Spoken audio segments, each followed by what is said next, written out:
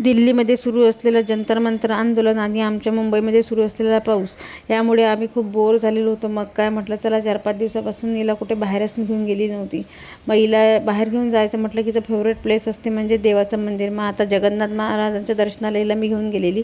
मग इथे आम्ही दर्शन वगैरे घेतलं. हिला त्या काकांनी छान टिक्का लावला, प्रसाद दिला आणि मला इथे माहीत पडलं की ते अन्नदान पण करतात. मग मी काय लगेच इथं बाजूच्या स्टोअरमध्ये गेली आणि मला जे द्यायचं होतं ते घेऊन सामान घेतलं आणि तिथे शिवमाईच्या नावाने दान केलं. आणि मला असं वाटते फुल ना फुलाची पाकळी तरी आपला तिथे सहभाग असावा.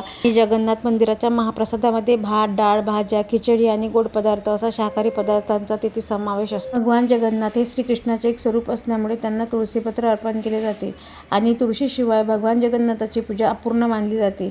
आणि जगन्नाथाच्या गळ्यातील तुळशीपत्राचे पाणी जर लहान मुलांना प्यायला दिले तर ते खूप शुभ मानले जाते. त्यांचा चिडचिडपणा, निगेटिव्हिटी आली तर हे पाणी प्यायल्याने लहान मुलांना बरं वाटते. मला आधी हे माहिती नव्हतं, पण या ताईंनी मला सांगितलं. बिकॉज त्यांना माझ्या लुकवरून ओळखायला आले होते की आय एम अ महाराष्ट्रीयन.